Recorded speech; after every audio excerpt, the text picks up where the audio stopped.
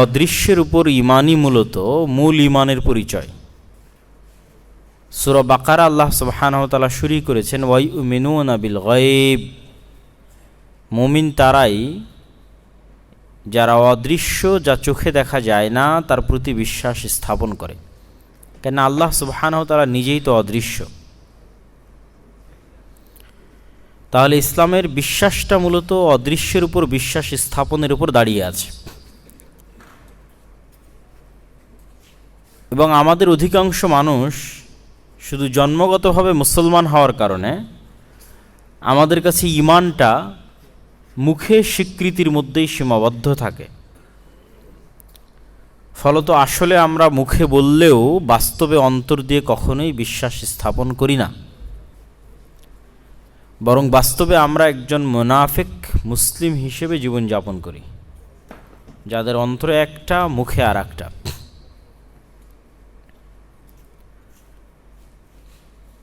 আর বিশ্বাসের এই তারতম্য বাস্তব জীবনেও অতি সত্য। যেমন আপনি একটি শহরের গল্প শুনেছেন অথবা একটি গ্রামের গল্প শুনেছেন কিন্তু দেখেননি, অথবা 50-100 বছর আগে হয়তো ভিডিও দেখেননি, আর ওই গ্রাম আপনি নিজে সফর করেছেন এবং দেখে এসেছেন, এই দুইটার মধ্যে বিশ্বাসগত অনেক তারতম্য আছে। নিজে দেখার বিশ্বাসকে ইয়াকিন বলা হয়েছে।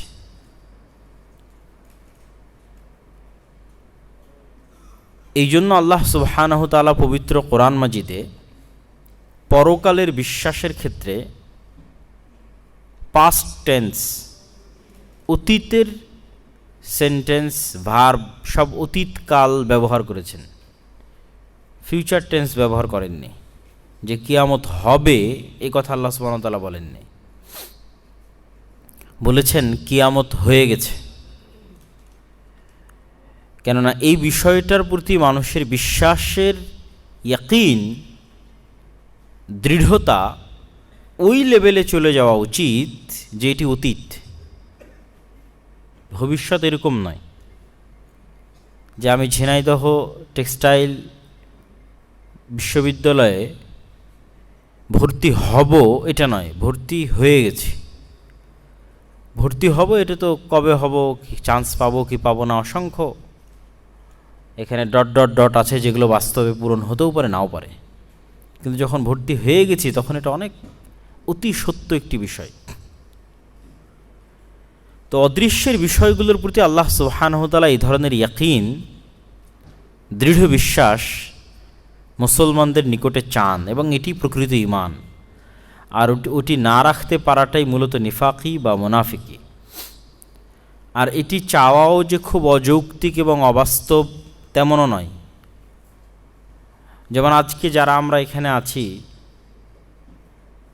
2100 সালে গিয়ে আমরা যে কেউই থাকবো না, এটা অতি সত্য। তাহলে পৃথিবীতে 2100 সাল আসতেছে, খুব বেশি দেরি নেই, অল্প কয়দিন। তাহলে আমরা যদি কল্পনা করি 2100 সাল চলে এসেছে, তাহলে 2100 সাল চলে এসেছে কল্পনা করা মানেই তো আসলে আমরা সেখানে নাই, অতীত। তো এটা অতি সত্য যে আমরা নাই এই পৃথিবীতে, এটা অতি সত্য। কিন্তু আমরা এটা সবসময় ভবিষ্যৎ কল্পনা করি যে আমি হয়তো একদিন পৃথিবীতে থাকবো না। কিন্তু আসলে কল্পনা করা উচিত আমি তো নাই পৃথিবীতে, আমার মৃত্যু হয়ে গেছে, কবর হয়ে গেছে, পুনরুত্থান হয়েছে, কিয়ামত হয়েছে, বিচার হয়ে গেছে, জান্নাত জাহান্নামের ফায়সালা হয়ে গেছে। এবং আল্লাহ সুবহানাহু ওয়া তাআলার দয়ায় আল্লাহ আমাদের সবাইকে জান্নাতে যাওয়ার তৌফিক দিক, আল্লাহুম্মা আমিন। হয়তো জান্নাতও চলে গেছে। এখন যদি কল্পনা করি যে আমরা জান্নাতে আছি, তবুও জান্নাতের সুযোগ এবং সুবিধার যে পার্থক্য, এই পার্থক্য দুনিয়াবি কোনো সুযোগ সুবিধার থেকে যোজন যোজন দূরত্বে আছে, ব্যাপক। এই পার্থক্যর মধ্যে ব্যাপক একটা পার্থক্য আছে। যেমন দুনিয়াবি সুযোগ সুবিধার পার্থক্য দেখাই, কেউ বিমানে যদি ইন্টারন্যাশনালি সফর করে থাকেন, তাহলে ইকোনমি ক্লাস এবং বিজনেস ক্লাস দুইটার মধ্যে, এবং ফার্স্ট ক্লাস, তিনটার মধ্যে সুযোগ সুবিধাগত পার্থক্য আছে। বিমানবন্দরে ঢোকার পর লাউঞ্জ ব্যবহার থেকে, খাবারের আইটেম থেকে, বসার সিটের ধরন থেকে এসি বাস এবং নর্মাল বাসের মধ্যে পার্থক্য আছে। 3 স্টার, 4 স্টার, 5 স্টার আবাসিক হোটেলের মধ্যে পার্থক্য আছে। তো আমাদের জীবনযাত্রার মানের মধ্যে যে আমরা পার্থক্য লক্ষ্য করি, এটির চাইতে জান্নাতে যে পার্থক্য তৈরি হবে এটা অনেক ব্যাপক। যেমন জান্নাতের পার্থক্যের একটা উদাহরণ যদি দিই, এই জিনিসগুলোকে অতীত কল্পনা করতে হবে, যেটা হয়ে গেছে, এই জন্য বলতেছি। জান্নাতের একটা পার্থক্যের উদাহরণ যদি দিই, যে ধরেন আমরা জান্নাতে সর্বনিম্ন জান্নাতের অধিকারী হয়েছি, সর্বনিম্ন স্তরের, ইকোনমি ক্লাসের, ঠিক আছে, নন এসি বাসের যাত্রী হয়েছি। তো সেখানে সর্বনিম্ন স্তরের জান্নাতবাসীকে সমগ্র আসমান এবং জমিনের মতো রাজত্ব দেওয়া হয়েছে, তথা পুরো পৃথিবী আমাকে দিয়ে দেওয়া হয়েছে, কিন্তু আমি সর্বনিম্ন স্তরের অধিকারী। পুরো পৃথিবীর মতো একটা বিশাল রাজত্ব আমি পেয়েছি। কিন্তু আমি এই পৃথিবী থেকে যখন উপর দিকে দেখছি, তখন উপরে আরও বহু স্তরের জান্নাত আছে, যেগুলোতে আমার চাইতে বেশি উঁচু স্তরের মানুষেরা অর্জন করেছে, লাভ করেছে জান্নাত। এবং সুবিধাগত তো অসংখ্য পার্থক্য আছে। একটা সুবিধাগত পার্থক্য জান্নাতে, সেটি হচ্ছে আমি যেই জান্নাতে আছি, নিম্ন স্তরের জান্নাতে, এখানে বছরকে বছর পার হয়ে গেলেও আল্লাহ সুবহানাহু তাআলাকে দেখা যায় না, মাসকে মাস পার হয়ে গেলেও আল্লাহ সুবহানাহু তাআলাকে দেখা যায় না। আর আমার চাইতে যারা উঁচু স্তরের জান্নাতে আছে, তাদের জান্নাতের স্তরের উচ্চতা অনুযায়ী এমনও স্তরে মানুষ বসবাস করে যারা হয়তো সবসময় আল্লাহ সুবহানাহু তাআলাকে দেখছে, অথবা সপ্তাহে একবার দেখছে, অথবা ঘন্টায় একবার দেখছে, অথবা মাসে একবার দেখছে। এবং আল্লাহ সুবহানাহু তাআলার দর্শনের এই পার্থক্যই জান্নাতবাসীদের অন্তরে এমন দাগ কাটবে যে তখন জান্নাতে যাওয়ার পর, আমি জাহান্নামে যাওয়ার কথা বলতেছি না, যে আমি জাহান্নামে গেছি এটার বলতেছি না, জান্নাতে যাওয়ার পর এতটা আফসোস কাজ করবে যে আমি যদি পৃথিবীতে আরেকটু বেশি আল্লাহ সুবহানাহু তাআলাকে স্মরণ করতাম, আরেকটু বেশি আল্লাহ সুবহানাহু তাআলার ইবাদত করতাম, তাহলে আজকে আরেকটু উঁচু স্তরের জান্নাতে থাকতাম, আরেকটু বেশি সুযোগ সুবিধা অর্জন করতাম, আরেকটু বেশি আল্লাহ সুবহানাহু তাআলাকে দেখতে পেতাম। এবং সে আফসোস হবে অনেক ব্যাপক এবং অনেক বেদনাদায়ক আফসোস। এসে জান্নাতবাসীদের আফসোস শুধু জান্নাতের স্তর নিয়ে। তাহলে জাহান্নামে গেলে তাদের কি অবস্থা হবে সেটা আজকে আমরা আলোচনা করতেছি না। এই সবগুলো বিষয় অতীত। কেন 2100 সালে তো আমরা কেউ নাই, সুতরাং পৃথিবীতে কিয়ামত একদিন হবে এবং এই জিনিসগুলো হবে, এটা অতীত। কিন্তু এই জিনিসগুলোর প্রতি আমাদের বিশ্বাস হচ্ছে অত্যন্ত দুর্বল। তা আমি আজকে সংক্ষিপ্তভাবে যতগুলো অদৃশ্য বিষয়ের প্রতি বিশ্বাস স্থাপন করা উচিত, তার মধ্যে দুটো অদৃশ্যের বিষয়, একটা হচ্ছে ফেরেশতা এবং আরেকটা হচ্ছে পরকাল। তো পরকাল দিয়েই যেহেতু কথা বলতে বলতে যেহেতু পরকালের এই দিকে এসেছি, তো পরকালের এটাই আর 2-1 মিনিট বলে আমরা ফেরেশতার আলোচনায় চলে যাব, অদৃশ্যের বিশ্বাসের বিষয়ে। তো পরকালটাকে মানুষকে অনেক অবাস্তব মনে হয়, যে আসলেই কি পরকাল সম্ভব? আমরা মুখে বলি তাই, যেহেতু ঈমান আনতে হয়, যে হ্যাঁ পরকালে বিশ্বাস স্থাপন করি, কিন্তু আসলে কেউই পরকাল কেন্দ্রিক তার লাইফ চালায় না। সবাই এই দুনিয়া কেন্দ্রিকই তার লাইফ চালায়, যেটা প্রমাণ করে যে সে বিশ্বাস করে না। এই জন্য আমি বলেছি মুনাফিক আমরা। কেননা আমরা আসলে ইয়াকিনের স্তরে নাই, দৃঢ় বিশ্বাসের স্তরে নাই, যেটা ইসলামের মূল বেসিক ভিত্তি, যে তোমাকে বিশ্বাস স্থাপন করতে হবে পরকালের উপর। শুধু বিশ্বাস নয়, খায়রুন ওয়া আবকা, আল্লাহ সুবহানাহু তাআলার নিকটে যে পরকাল আছে সেটা এই দুনিয়ার চেয়ে উত্তম, ওয়া আবকা, এবং এই দুনিয়ার চেয়ে চিরস্থায়ী। এই দুনিয়া অত্যন্ত ক্ষণস্থায়ী, কিন্তু সেই বিশ্বাস আমাদের দুর্বল। তো পরকাল কি আসলেই এতটাই অসম্ভব কিছু যে হবেই না? এরকম কিন্তু আসলে নয় যে হবেই না। আল্লাহ সুবহানাহু তাআলা পৃথিবীতে মানুষ পিতা মাতা ছাড়াও সৃষ্টি করেছেন, মাতা ছাড়াও সৃষ্টি করেছেন, পিতা ছাড়াও সৃষ্টি করেছেন। পিতা মাতা ছাড়া সৃষ্টি করেছেন আদম আলাইহিসসালাতু ওয়াসসালামকে, মাতা ছাড়া সৃষ্টি করেছেন হাওয়া আলাইহিসসালাতু ওয়াসসালামকে, আর পিতা ছাড়া সৃষ্টি করেছেন ঈসা আলাইহিসসালাতু ওয়াসসালামকে। আর বাকি সকল মানুষকে পিতা মাতা দিয়ে সৃষ্টি করেছেন। কিন্তু এই ব্যতিক্রম তিনটে উদাহরণ স্পষ্টভাবে প্রমাণ করে যে চলমান সিস্টেম মানুষের সৃষ্টির জন্য একমাত্র সিস্টেম নয়। যে মা এবং বাবার বিবাহ হতে হবে, তারপরে দুইজনের শুক্রকীট ডিম্বাণু মিলতে হবে, তারপরে মায়ের গর্ভে ধারণ হতে হবে, তারপরে মানুষ পৃথিবীতে আসবে, এটা অনকাইন্ড অফ সিস্টেম। আল্লাহ সুবহানাহু ওয়া তাআলার মানুষকে সৃষ্টি করার একটা মাত্র সিস্টেম, এবং আল্লাহ সুবহানাহু ওয়া তাআলা বহু সিস্টেমে মানুষকে সৃষ্টি করতে পারে। পিতামাতা ছাড়াই আদম আলাইহিস সালামকে সৃষ্টি করে দিয়েছে, মাতা ছাড়াই হাওয়া আলাইহিস সালামকে সৃষ্টি করে দিয়েছে, পিতা ছাড়াই ঈসা আলাইহিস সালামকে সৃষ্টি করে দিয়েছে। সুতরাং আল্লাহ সুবহানাহু ওয়া তাআলা এই নির্দিষ্ট সিস্টেমের মুখাপেক্ষী নন যে আবার আপনার বাপ মা হওয়া লাগবে, আবার তাদের মধ্যে বিয়ে হওয়া লাগবে, আবার আপনি কারো গর্ভে ধারণ হবেন, তারপরে কিয়ামত হবে। জি না, আল্লাহ সুবহানাহু ওয়া তাআলা এই সিস্টেমের মুখাপেক্ষী নন। এবং পৃথিবীর সবচেয়ে শক্তিশালী টেকনোলজি হচ্ছে সাউন্ড টেকনোলজি পর্যন্ত বিজ্ঞান পৌঁছতে পারেনি, কিন্তু সুলাইমান আলাইহিস সালামের কাছে সাউন্ড টেকনোলজি ছিল। আজকের বিজ্ঞানের টেকনোলজি নির্ভরশীল হচ্ছে লাইট, বিদ্যুৎ, ইলেকট্রিসিটি, আলো। আমাদের এই যে মোবাইল, লাইভ, ফেসবুক, কম্পিউটার, এগুলো সব আলোকে কেন্দ্র করে কাজ করে।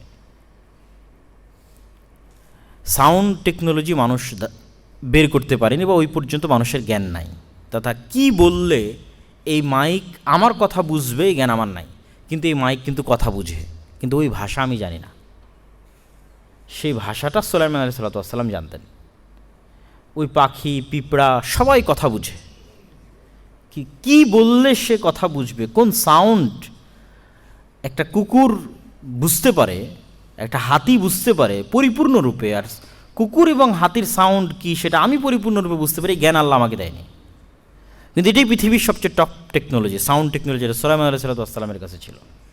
আর এটাই পৃথিবীর সবচেয়ে শক্তিশালী। এটা যদি আপনি একবার বুঝতে পারেন যে সাউন্ড টেকনোলজি পৃথিবীর সবচেয়ে শক্তিশালী, তাহলে আপনার বোঝা হয়ে যাবে যে আসলে আল্লাহ সুবহানাহু ওয়া তাআলা কোনো কিছুর মুখাপেক্ষী নন। তিনি শুধু সাউন্ড করবেন, কুন ফায়াকুন, হও হয়ে যাও। Sound is everything. এবং আল্লাহ সুবহানাহু ওয়া তাআলা যখন ইসরাফিলকে বাঁশিতে ফু দিতে বলবেন, তখন সাউন্ডে পৃথিবী ধ্বংস হয়ে যাবে, আওয়াজে। তথা আওয়াজের এমন একটা ওয়েভ তৈরি হবে যেটা প্রত্যেকটা সৃষ্টিজীব ওই আওয়াজটা বুঝবে এবং ধ্বংস হয়ে যাবে, আওয়াজের প্রভাব। এবং আল্লাহ সুবহানাহু ওয়া তাআলা যখন আবার পুনরুত্থান ঘটাবেন, তখন শুধু আওয়াজে পুনরুত্থান হবে। আওয়াজ সবচেয়ে পাওয়ারফুল। এই জন্য মুসলমানদেরকে রাসূল মুহাম্মদ সাল্লাল্লাহু আলাইহি ওয়াসাল্লামকে যেই মুজিজা দেওয়া আছে, এটা আওয়াজ, কোরআন।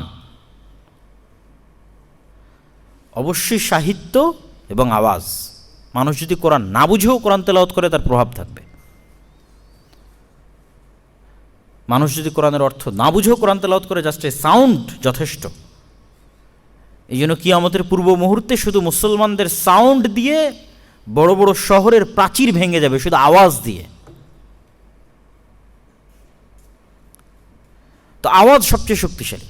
এবং বিজ্ঞানও বলতেছে যে যখন আমরা প্রতিটা বস্তুকে ভাঙতে ভাঙতে যখন পরমাণু স্তরে চলে যাই, ইলেকট্রন, প্রোটন, নিউট্রন,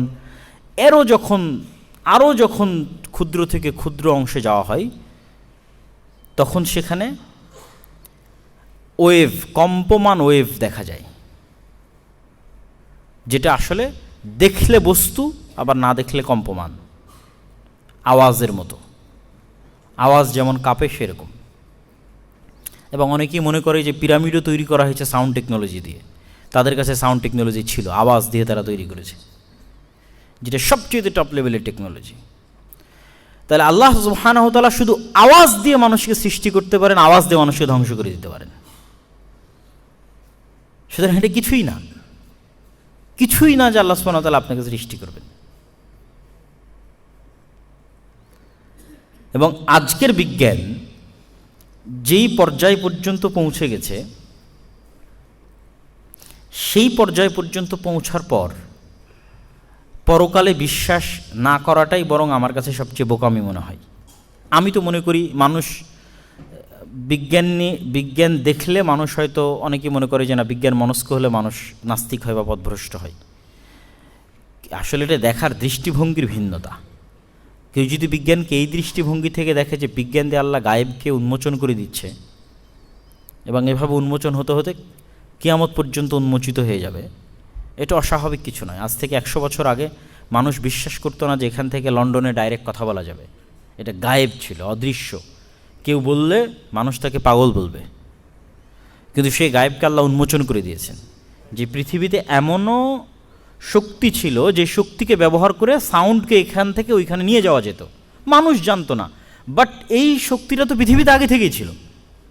এটা তো না যে মানুষ নতুন করে আবিষ্কার করেছে, মানুষ নতুন করে বানিয়েছে, এটা তো না, আগে থেকেই ছিল, মানুষ জানতো না। তাহলে এমন যদি টেকনোলজি পৃথিবীতে থাকা সম্ভব হয়, যেটা দিয়ে মানুষের শব্দকে এখান থেকে সরাসরি আমেরিকায় নিয়ে যাবে, লন্ডন নিয়ে যাবে, ফোনে লাইভ দেখতেছে, ভিডিওতে কথা শুনতেছে, তাহলে মানুষ কিভাবে বিশ্বাস করে যে আমি এখন কথা বলতেছি আর আল্লাহ শুনতেছেন না, অথচ আমেরিকায় বসে থাকা লোক শুনতে পাচ্ছে? এটা আপনি যখন চিন্তাটা এইভাবে শুরু করে দিবেন, চিন্তা করা, তখন আপনার সব চিন্তা সহজ হয়ে যাবে। যে মানুষের আবিষ্কার করা যন্ত্র দিয়ে এখন আমাকে আমেরিকা এবং লন্ডন থেকে মানুষ দেখতে পাচ্ছে, এটা আমি দেখতেছি এবং বিশ্বাস করতেছি। অথচ বিশ্বাস করি না যে আমেরিকা লন্ডনে বসে থাকা মানুষ সাথে সাথে আমার কথা শুনতে পেল, আল্লাহর সাথে সাথে আমার কথা শুনতে পাচ্ছেন না। নাউযুবিল্লাহ। ওহু আলা কুল্লি শাইইন কাদির। আল্লাহ সুবহানাহু ওয়া তাআলা এই টেকনোলজির মুখাপেক্ষী নন, কিন্তু এটা একটা আয়াতুম মিন আয়াতিল্লাহ, এটা নিদর্শন যে এইটা যদি মানুষের পক্ষে সম্ভব হয়, তাহলে কেন আল্লাহ সুবহানাহু ওয়া তাআলা তোমার কথা শুনতে পাচ্ছেন না? কেন তুমি এটা বিশ্বাস করতেছো যে আল্লাহ তোমাকে শুনতে পাচ্ছেন না? যেমন আজকে আমরা যদি আমাদের ফিঙ্গারপ্রিন্ট দেখি, যে পৃথিবীর কারো ফিঙ্গারপ্রিন্টের সাথে কারো ফিঙ্গারপ্রিন্ট মেলে না। ফরেন্সিক রিপোর্টের মাধ্যমে যখন কোথাও গোলাগুলি হয়, রিভলভার বা পিস্তল যেটাই হোক, সেটা কিন্তু পুলিশ বা তদন্তকারী কর্মকর্তা, সিআইডি যারা থাকে, তারা হাতে গ্লাভস পরিধান করে গিয়ে ধরে, কেননা ওখানে কার ফিঙ্গারপ্রিন্ট আছে সেটা যাচাই করবে। ওখানে আরেকজনের ফিঙ্গারপ্রিন্ট পড়ে গেলে সেটা আবার হারিয়ে যাবে, যারটা পরে পড়বে তারটাই ধরা পড়বে, এবং সেটাই যখন আবার কম্পিউটারে দেওয়া হবে, তখন হয়তো এনআইডি বা পাসপোর্ট বানাতে গিয়ে যারা ফিঙ্গারপ্রিন্ট দিয়েছিল তাদের কারো না কারোর সাথে ম্যাচ করবে, তখন বোঝা যাবে যে এই লোকটা এখানে আক্রমণ করেছিল। তো এই হচ্ছে মানুষের বিজ্ঞানের অবস্থা। আর আল্লাহ সুবহানাহু ওয়া তাআলা বলছেন যে কিয়ামতের মাঠে তোমাদের হাত কথা বলবে, কিয়ামতের মাঠে তোমাদের পা কথা বলবে। তাহলে আমি যদি উল্টা দিক থেকে চিন্তা করি, যে হাতের ছোঁয়া যদি এই রডের উপর থেকে যায় এবং সেটা যদি ফরেন্সিক রিপোর্টে বের করা যায় যে আমি হাত দিয়েছিলাম, তাহলে কেন এখানেও এটার প্রভাব থাকবে না? এবং এটাই কিয়ামতের মাঠে কেন কথা বলতে পারবে না যে এই হাত কোথায় কোথায় স্পর্শ হয়েছিল? কেন নয়? অসম্ভব কেন? এটা যদি সম্ভব হয়, এটা কেন অসম্ভব? তাহলে আমি যখন এটা চোখে দেখছি, তখন কেন আমি বিশ্বাস করছি না যে আল্লাহ এইভাবে আমাকে ফাঁসিয়ে দিবে কিয়ামতের মাঠে? ইজি, অনেক ইজি আল্লাহ সুবহানাহু ওয়া তাআলার জন্য, অনেক সহজ।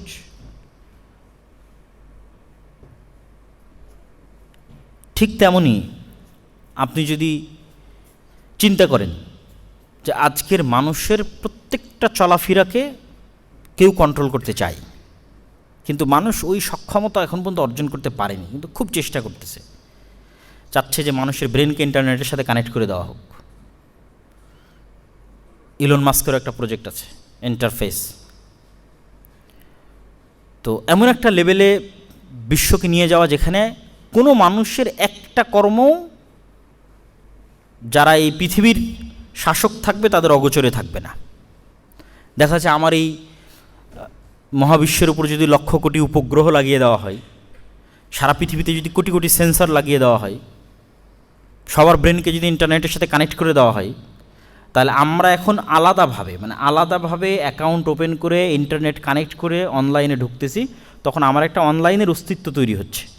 অনলাইনের অস্তিত্ব যখন তৈরি হচ্ছে, তখন আমি হয়তো অনলাইনে কোনো কিছু ট্রান্সফার করতেছি, ব্যাঙ্ক অ্যাকাউন্ট ট্রান্সফার করি, লাইক দিই, কমেন্ট দিই, সেটা অনলাইনে থেকে যাচ্ছে। বাট আমি নিজে এখনও 24 ঘন্টা অনলাইনে নাই। এখন আপনি কল্পনা করেন যে এটা মানুষের দ্বারাই সম্ভব, যে মানুষকে 24 ঘন্টা অনলাইনে নিয়ে যাবে। মানে আমি এখন নিজেই অনলাইনে আছি, আমি ইটসেলফ একটা ডাটা। তাহলে এটা কেন এখন আল্লাহ সুবহানাহু ওয়া তাআলার জন্য সম্ভব নয় যে আমি ইটসেলফ একটা ডাটা? এখন আমি অনলাইনে আছি, আমার ফুল বডি অনলাইনে আছে এবং আমি একটা ডাটা, এবং আমি যত ওয়েভ তৈরি করতেছি, সাউন্ড ওয়েভ, আলোর ওয়েভ, সব কিছু সাথে সাথে আল্লাহ সুবহানাহু ওয়া তাআলা জানতেছেন এবং সেভ হচ্ছে। কেন অসম্ভব? একদম অসম্ভব নয়। তো আপনি বিজ্ঞানকে যখন এই দৃষ্টিকোণ থেকে দেখা শুরু করবেন, তখন দেখবেন যে আপনার গায়েবের প্রতি, অদৃশ্যের প্রতি বিশ্বাস আরও বাড়বে। যে এটা তো এখনকার কথা, আরও 50 বছর পর আরও কত কি মানুষ আবিষ্কার করবে। মানুষ কত অক্ষম হওয়ার পরও এই পর্যন্ত পৌঁছে যাচ্ছে। মানুষের অক্ষমতার কথাও বলবো। তো আমরা পরকালের প্রতি আমাদের যে বিশ্বাসের দুর্বলতা, সেটা তুলে ধরছিলাম। সেটার আরেকটা বলে শেষ করি। আল্লাহ সুবহানাহু ওয়া তাআলা পুনরুত্থানের উদাহরণ দিতে গিয়ে বারবার বলেছেন যে আমি মৃত জমিনকে বৃষ্টি দিয়ে নতুন করে জীবন দেই, তোমরা কি দেখো না? এটা আল্লাহর যুক্তি আর কি, যে একটা মাটি মৃত অবস্থায় পড়েছিল, আমি সেখানে বৃষ্টি দিলে আবার সেখানে ফল গজায়। এটার দ্বারা আল্লাহ দেখতে বলছেন যে আল্লাহ পুনরুত্থান ঘটাতে পারেন।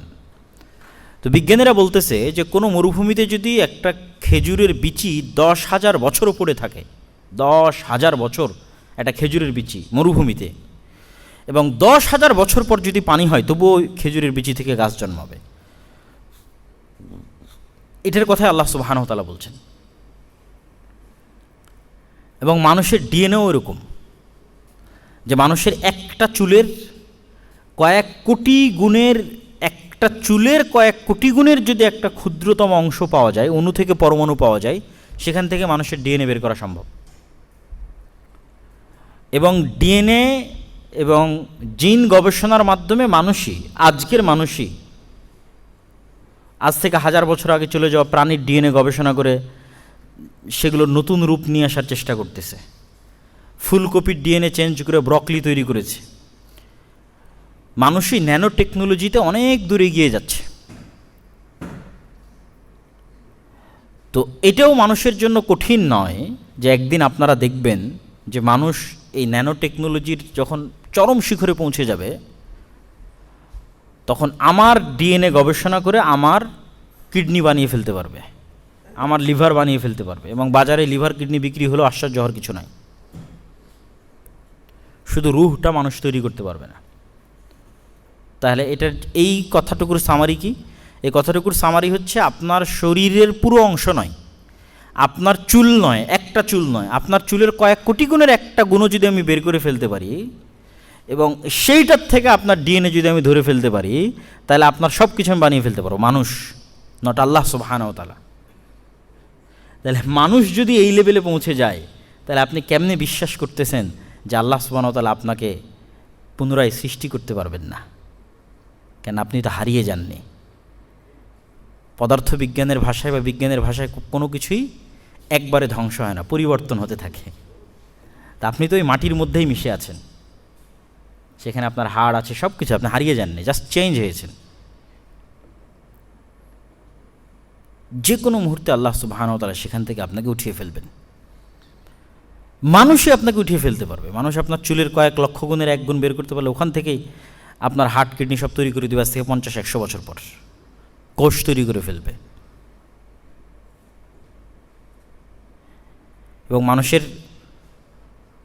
ডিএনএর মধ্যে যেই পরিমাণ তথ্য ধারণ করা যায়, সমগ্র পৃথিবীতে যত অনলাইনের যত তথ্য আছে, গুগল থেকে শুরু করে ইউটিউব, ফেসবুক, সব মানুষের একটা কোষের মধ্যে চলে আসতে পারবে।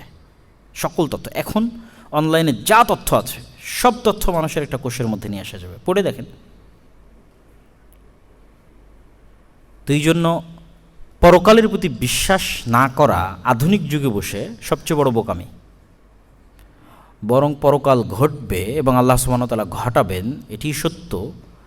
এবং আল্লাহ সুবহানাহু ওয়া তাআলা এটির পিছনেও আরও অনেক লজিক দাঁড় করিয়েছেন। যেমন আল্লাহ অনর্থক কোনো কিছু সৃষ্টি করেন না। আল্লাহ যদি আসমান এবং জমিনের মতো এত শক্তিশালী কিছু তৈরি করতে পারেন, তাহলে কেন আল্লাহ তোমাদের তৈরি করতে পারবেন না? আল্লাহ যদি তোমাদের প্রথমবার তৈরি করতে পারেন, কেন আল্লাহ তোমাদের দ্বিতীয়বার তৈরি করতে পারবেন না? এগুলো সহজ বুঝার মতো অসংখ্য লজিক, এগুলো কোরআনের আয়াত, যা বলতেছে এই লজিকগুলো আল্লাহ দিয়েছেন। কেননা এটাও ঠিক যে এই ফার্স্ট অ্যাটেম্প্ট, যে ফার্স্ট আমরা আল্লাহ সুবহানাহু ওয়া তাআলা আমাদের পৃথিবীতে নিয়ে আসলো, এটা আমাদের স্বেচ্ছায় আসা নয়। কেউ কোনো মেশিনের মধ্যে গিয়ে আমার হাইট ঠিক করেছে, তারপরে আমার কালার ঠিক করেছে, আমার চোখ কেমন হবে, নাক কেমন হবে ঠিক করেছে, ছেলে হব না মেয়ে হব ঠিক করেছে, তারপরে অর্ডার দিয়েছে, তারপর হোম ডেলিভারি হিসেবে আসছে, এটা তো না। এখানে তো পৃথিবীর কারো কন্ট্রোল ছিল না, বাবা মায়েরও কন্ট্রোল ছিল না। আমি ছেলে হব না মেয়ে হব, কালো হব না সাদা হব, কথা বলতে পারবো না, কোনো কন্ট্রোল ছিল না। তথা এখানে কোনো কারো ইচ্ছা সামিল নয়, শুধু কার ইচ্ছা ছিল? আল্লাহ সুবহানাহু ওয়া তাআলার ইচ্ছা। এবং দেখবেন মরার সময়ও মানুষের ইচ্ছা কাজ করে না, মানুষকে অসহায়ভাবে মৃত্যুবরণ করতে হয়। কত রকম চেষ্টা করে মানুষ বাঁচার জন্য, মানুষ নিজের ইচ্ছায় মরতে পারে না, তাকে আল্লাহ সুবহানাহু ওয়া তাআলাই তার সিস্টেমের মধ্যেই নিয়ে যান। তার এই যে মানুষের অসহায়ত্ব, জন্ম এবং মৃত্যু, এটা তো প্রমাণ করে যিনি এই প্রথমবার আমাদের বিনা অনুমতিতে, আমাদের বিনা ইচ্ছায় কোনো এক সিস্টেমের মধ্যে দিয়ে আমাদের তৈরি করেছেন, তিনি দ্বিতীয়বার আমাদের বিনা অনুমতিতে, আমাদের বিনা ইচ্ছায় ভিন্ন সিস্টেমে আমাদের তৈরি করবেন।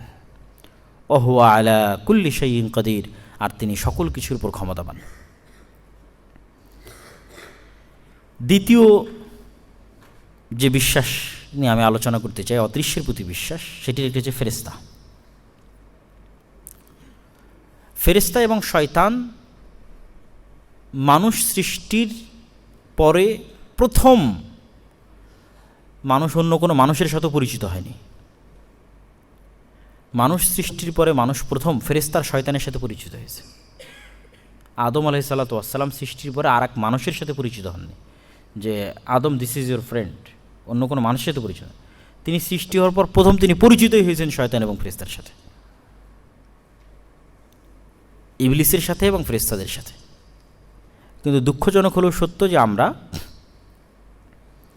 আমাদের না ফেরেশতার উপর বিশ্বাস আছে, না শয়তানের উপর বিশ্বাস আছে। ওই যে শুধু মুখে বলি, কেউ বিশ্বাস করে না যে তার সাথে দুইজন ফেরেশতা আছে। জাস্ট মুখে বলার বেলায় শেষ, যা আমানতু বিল্লাহি ওয়া মালাইকাতিহি ওয়া কুতুবিহি ওয়া রুসুলিহি, আল্লাহর প্রতি ঈমান আনছি, ফেরেশতাদের প্রতি ঈমান আনছি, শেষ। এই মুখবন্দি শেষ। বাস্তবে কিন্তু সবাই মুনাফিক, কেননা কেউ রিয়েল লাইফে বিশ্বাস করে না যে তার সাথে ফেরেশতা আছে বা তার কাঁধে ফেরেশতা আছে। তো এটা অনেক বড় একটা ব্যাপার, কেন ইসলামের ভিত্তিটাই দাঁড়িয়ে আছে গায়েবের উপর, অদৃশ্যের উপর। এই জন্য পরকাল যেমন গায়েব, ওটার উপর বিশ্বাস যেমন মজবুত হওয়া, এটা যেমন একটা বড় দায়িত্ব, তেমনি ফেরেশতা গায়েবের একটা অনেক বড় অনুষঙ্গ, তাদের উপর বিশ্বাস মজবুত হওয়াটাও খুব জরুরি। তো প্রথমত আমি এটা প্রমাণ করতে চাই যে পৃথিবীতে এমন কিছু সৃষ্টি থাকতে পারে যা মানুষ দেখতে পায় না এবং মানুষের যন্ত্র সেটিকে ধারণও করতে পারে না। সেটির জন্য কয়েকটা উদাহরণ দেব। যেমন লাইটেরই এমন কিছু প্রয়োগ আমরা করি যেটা আসলে আমরা চোখে দেখি না, ঠিক আছে, কিন্তু আমাদের বৈজ্ঞানিক নলেজে আমরা ধারণ করি, বাট কিন্তু আমরা চোখে দেখি না। যেমন আপনি রিমোট দিয়ে এসিগুলো চালাচ্ছেন, এখানে রিমোট থেকে লাইট বের হয়ে এসিতে যাচ্ছে, ইনফ্রারেড লাইট। লাইটটা আমরা কেউ দেখি না, কিন্তু আমরা ঠিকই সবসময় কাজে লাগাচ্ছি। ফোনে কথা বলতেছি, আমাদের আওয়াজ লাইটের মাধ্যমে আরেকজনের সাথে কানেক্ট হচ্ছে এবং সেখান থেকে আবার আওয়াজ রিসিভ করতেছি, কিন্তু এটা আমরা দেখতেছি না যে এটা কোন আলোর মধ্যে দিয়ে এই কথাটা যাচ্ছে। কিন্তু হ্যাঁ, এটা বিজ্ঞান এটা ধারণ করতে পারতেছে, রিসিভ করতেছে, আমরা ইউজ করতেছি, কিন্তু চোখে দেখি না। বাস্তব এই চোখে আমরা দেখি না। তো আল্লাহ সুবহানাহু ওয়া তাআলার এই পৃথিবীর মধ্যে এমনও প্রাণী আছে যে প্রাণীগুলোর এই যে লিস্ট যদি লম্বা করা যায় অসংখ্য লিস্ট দাঁড়াবে, কিন্তু জাস্ট আমি উদাহরণ হিসেবে বলা। যেমন কুকুরের ঘ্রাণ শক্তি মানুষের চাইতে 10,000 গুণ বেশি পাওয়ারফুল। তাহলে 1 নম্বর হচ্ছে কুকুরের ঘ্রাণ মানুষ ধারণ করতে পারে না। 2, কুকুরের মতো ঘ্রাণ শক্তিওয়ালা কোনো যন্ত্র মানুষ তৈরি করতে পারেনি। যেমন একটা যন্ত্র আমি বানালাম যার ঘ্রাণ ক্ষমতা হুবহু কুকুরের মতো, ফলত মানুষ কুকুরকেই কাজে লাগাচ্ছে। তাহলে কুকুর এমনও দূরের এবং এমনও বিরল কিছু ঘ্রাণ সে পায়, যেই ঘ্রাণ না মানুষ পায় না মানুষের আবিষ্কার করা কোনো যন্ত্র পায়। এটা প্রমাণিত সত্য। ঠিক তেমনি হাতির সাউন্ড শোনার যে শ্রবণের যে পাওয়ার ক্ষমতা, এটা না মানুষের আছে না মানুষের তৈরি করা কোনো যন্ত্রের আছে। ফলত হাতি এমন দূরের কিছু, এমন অদৃশ্য কিছু, এমন বিরল কিছু শোনে যা না মানুষ শোনে না মানুষের আবিষ্কার করা কোনো যন্ত্র শোনে। এই লিস্ট বহু লম্বা, মানুষের এই অক্ষমতার লিস্ট বহু লম্বা। জাস্ট এই দুটো উদাহরণ দিয়ে আরও একটা উদাহরণ আমরা দিব। আমরা এটা প্রমাণ করতে চাচ্ছি যে কুকুর যদি এমন কিছু ঘ্রাণ নিতে পারে যা না মানুষ নেয়, না মানুষের কোনো যন্ত্র নেয়, ঠিক কুকুর এমন কিছু লাইট দেখে যা না মানুষ দেখে, না মানুষের কোনো যন্ত্র দেখে, যেটা হচ্ছে শয়তানের লাইট। শয়তান আগুনের তৈরি, on kind of light, but মানুষ দেখে না, মানুষের কোনো যন্ত্র দেখে না।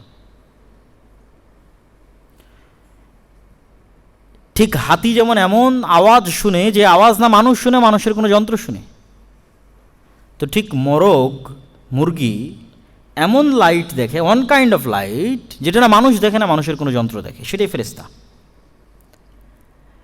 বিজ্ঞান যদি অল এভরিথিং জানতো তাহলে এখানে অস্বীকার করার সুযোগ ছিল, কিন্তু বিজ্ঞান অল এভরিথিং জানে না। সুতরাং এখানে অদৃশ্য জগৎ একটা আছেই, যেই দিন দাবি করে ফেলবে যে না আমরা সব জেনে ফেলেছি, আর কিছু নাই। আল্লাহ সুবহানাহু ওয়া তাআলা বলছেন, ওমা উতীতু মিনাল ইলমি ইল্লা কালিলা, আমি মানুষকে অতি অল্প জ্ঞান দিয়েছি।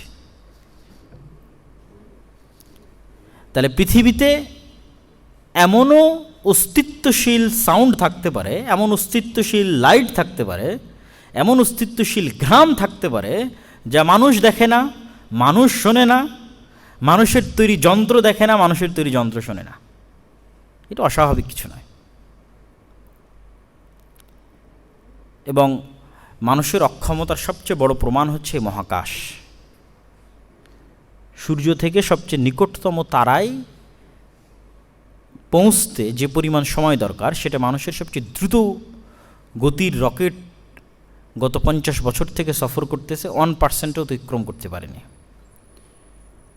জাস্ট একটা মিল্কি ওয়ে গ্যালাক্সি পুরোটা সফর করতে লাইটের গতিতে 1 লক্ষ বছর সময় লাগবে। হ্যাঁ, লাইটের গতি মানুষের কখনো ধারণ করাই সম্ভব নয়।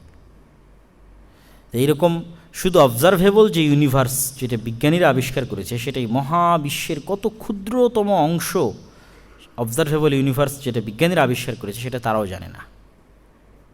এটা বিশাল মহাবিশ্ব, এটা মানুষের অক্ষমতার সবচেয়ে বড় প্রমাণ।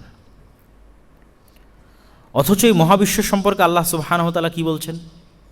আব্দুল্লাহ বিন মাসউদ রাদিয়াল্লাহু তাআলা থেকে বর্ণিত, তিনি বলেন, মাস-সামাওয়াতু আস-সাব'উ ফিল কুরসি ইল্লা কাহালাকাতিন মুলকাতিন ফি ফালাতিন। তোমরা কি জানো আল্লাহ সুবহানাহু ওয়া তাআলার কুরসি কি? তো তার আগে 7 আসমানের বর্ণনা দিয়ে নিয়েছেন, যে এক আসমান থেকে আর এক আসমানের দূরত্ব 500 বছরের পথ। তাহলে আমরা যে মিল্কি ওয়ে গ্যালাক্সির আলোচনা করছি, এক তারা থেকে আর এক তারার দূরত্ব, অ্যান্ড্রোমেডা গ্যালাক্সি থেকে মিল্কি ওয়ে গ্যালাক্সির দূরত্ব, বা অবজারভেবল ইউনিভার্স যা বিজ্ঞানীরা আবিষ্কার করেছে, সব তাহতা সামাই দুনিয়া, প্রথম আসমানের নিচে। তো এক আসমান থেকে আর এক আসমানের দূরত্ব 500 বছরের পথ হয়, এভাবে সপ্তম আসমান পর্যন্ত যাওয়ার পর আব্দুল্লাহ বিন মাসউদ রাদিয়াল্লাহু তাআলা বলেন, তোমরা কি জানো আল্লাহর কুরসি কি? এই বিশাল 7 আসমান, কেন একটা আরেকটার চেয়ে বড়, একটা আরেকটার চেয়ে বড়, একটা আরেকটার চেয়ে বড়। তো তোমরা জানো কি যে কুরসির সাথে 7 আসমানের তুলনা কি? কুরসির সাথে 7 আসমানের তুলনা হচ্ছে বিশাল মরুভূমির মধ্যে যদি একটা আংটি ফেলে দেওয়া হয়, তাহলে ছোট্ট আংটিটা হচ্ছে বিশাল 7 আসমান এবং 7 জমিন, আর ওই বিশাল মরুভূমি হচ্ছে আল্লাহ সুবহানাহু ওয়া তাআলার কুরসি। তো মানুষ তো নিচের আসমানেরই ন্যূনতম অংশ আবিষ্কার করতে পারেনি, ক্ষুদ্র থেকে ক্ষুদ্রতম অংশ আবিষ্কার করতে পারেনি। তাহলে এটা কত উপরের এবং কত উঁচু স্তরের আলোচনা। এবার তিনি বলছেন, তোমরা কি জানো কুরসির সাথে আরশের তুলনা কি? 7 আসমানের সাথে কুরসির যে অবস্থা, যে 7 আসমান বিশাল মরুভূমির মধ্যে পড়ে থাকা একটা ক্ষুদ্র আংটির মতো, তো বলছেন ঠিক তেমনি এবার কুরসি বিশাল মরুভূমির মধ্যে পড়ে থাকা এক আংটির মতো, আর আল্লাহ সুবহানাহু ওয়া তাআলার আরশ ওই বিশাল মরুভূমির মতো। একটা থেকে আরেকটার বিশালত্বের ব্যবধান এত ব্যাপক এবং এত বেশি। এই জন্য আমরা সবসময় বলি যে আল্লাহু আকবার, আল্লাহ মহান, আল্লাহ সবার চেয়ে বড়। আমরা বলি লা হাওলা ওয়ালা কুওয়াতা ইল্লা বিল্লাহ। আল্লাহর শক্তি এবং আল্লাহর ক্ষমতা ছাড়া পৃথিবীতে কোনো শক্তি, কোনো ক্ষমতাই নাই। মানে সকল শক্তি, সকল ক্ষমতাকে 0 মার্ক দেওয়া হয়েছে আল্লাহ সুবহানাহু ওয়া তাআলার শক্তি এবং ক্ষমতার মোকাবেলায়। তো এই সংক্ষিপ্ত আলোচনার মাধ্যমে যেটা বোঝাতে চাচ্ছি, সেটা হচ্ছে পৃথিবীতে ফেরেশতা থাকতে পারে, এটা অস্বীকার করার কোনো লজিক নাই। যে আপনি অস্বীকার করবেন যে না আমরা যা দেখতে পাচ্ছি আর বাইরের কিছু নাই, এটা নাই, এই লজিক চলবে না, অগ্রহণযোগ্য। আল্লাহ সুবহানাহু ওয়া তাআলা ফেরেশতাদের তৈরি করেছেন নূর থেকে, এবং নূর সত্য। আমি যদি অতি সংক্ষেপে, যেহেতু আসলে গভীর রাতব্যাপী আলোচনা করা উচিত নয়, এসার পরে তো আরও কথা বলা উচিত নয়, সংক্ষিপ্তভাবে যদি শেষ করে নিয়ে আসি, আল্লাহ ফেরেশতা তৈরি করেছেন নূর থেকে। নূর একটা অস্তিত্বশীল জিনিস। রাসূল সাল্লাল্লাহু আলাইহি ওয়াসাল্লাম বলছেন, আল্লাহুম্মা জাআল ফি কলবি নূরা, হে আল্লাহ আপনি আমার অন্তরে নূর তৈরি করেন, হে আল্লাহ আপনি আমার চোখে নূর তৈরি করেন, আপনি আমার কানে নূর তৈরি করেন, ফি লিসানি নূরা, আপনি আমার জিহ্বায় নূর তৈরি করেন, আপনি আমার ডানে নূর তৈরি করেন, বামে নূর তৈরি করেন, সামনে নূর তৈরি করেন, পিছনে নূর তৈরি করেন, উপরে নূর তৈরি করেন, নিচে নূর তৈরি করেন।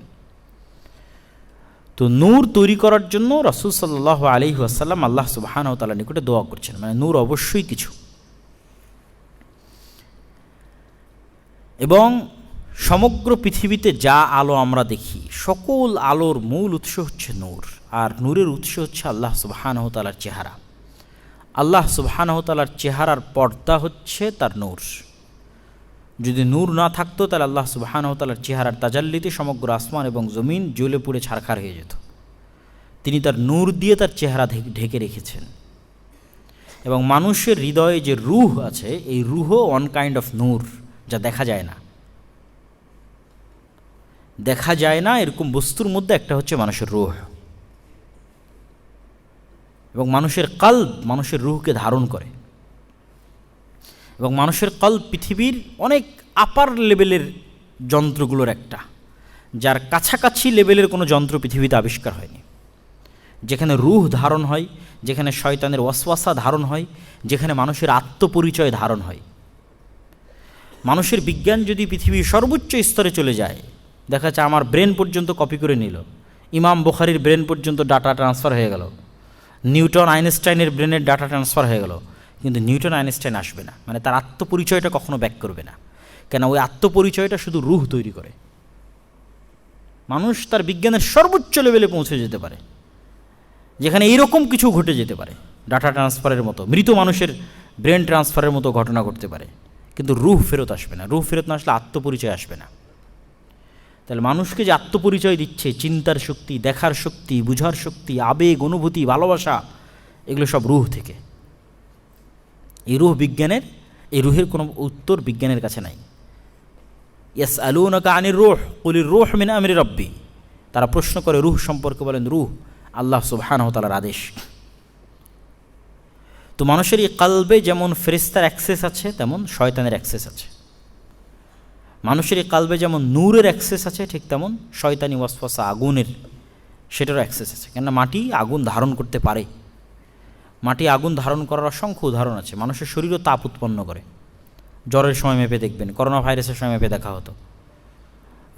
গ্রামের অঞ্চলে মাটির বাড়িতে শীতের দিনের বেলা সব রোদকে ধারণ করে রেখে রাতের বেলা সেটার তাপ ছাড়ে। তখন গ্রামে মাটির বাড়ি রাতের বেলা গরম হয়। মাটি তাপ ধারণ করতে পারে, আগুনকে ধারণ করতে পারে। তাহলে মানুষের মধ্যে নূরের সাথে কানেকশান তৈরি করারও সক্ষমতা আছে, আগুনের সাথে কানেকশান তৈরি করারও সক্ষমতা আছে। এবং এটা রাসূল সাল্লাল্লাহু আলাইহি ওয়াসাল্লাম বলছেন যে প্রত্যেক আদম সন্তানের দুটো বন্ধু আছে, কারিনুম মিনাল মালাইকা ওয়া কারিনুম মিনাশ শাইতান। একটা হচ্ছে তার ফেরেশতা বন্ধু, আর একটা হচ্ছে তার শয়তান বন্ধু। এবং মানুষের মাথায় প্রত্যেক যা খারাপ কিছু আসে তা শয়তানের পক্ষ থেকে, প্রত্যেক যা ভালো কিছু আসে তা ফেরেশতার পক্ষ থেকে। তাহলে আমরা অ্যাট এ টাইম একসাথে তিনজন বাস করি। এটাই গায়েবের প্রতি বিশ্বাস। এই বিশ্বাস যত মজবুত হবে, আপনি হেদায়েতের তত কাছে আসবেন, হেদায়েত তত আপনার জন্য সহজ হবে। যত আপনার এই বিশ্বাস মজবুত হবে যে না আমি একাই না, আমরা আসলে একসাথে তিনজন আছি, আমি আছি, একজন ফেরেশতা আছে, একজন শয়তান আছে। এই ফেরেশতা ওই ফেরেশতা না যারা ঘাড়ে বসে থেকে হিসাব লিখতেছে, তারা ছাড়া, তাদের সহ গণনা করলে 5 জন অল টাইম আমরা একসাথে আছি। গায়েবের বিশ্বাসের দুর্বলতার কারণেই আমাদের ঈমান সঠিক রাস্তা পায় না এবং আমরাও সঠিক সিদ্ধান্ত নিতে পারি না। তাহলে ফেরেশতা এবং শয়তান, যাদের সাথে আদম আলাইহিস সালামকে প্রথম পরিচয় করিয়ে দেওয়া হয়েছে, মানুষের সাথে প্রথম যে সৃষ্টিজীবের পরিচয় তারা ফেরেশতা এবং শয়তান। কিন্তু মানুষ তাদের কথাই ভুলে গেছে এখন পৃথিবীতে এসে।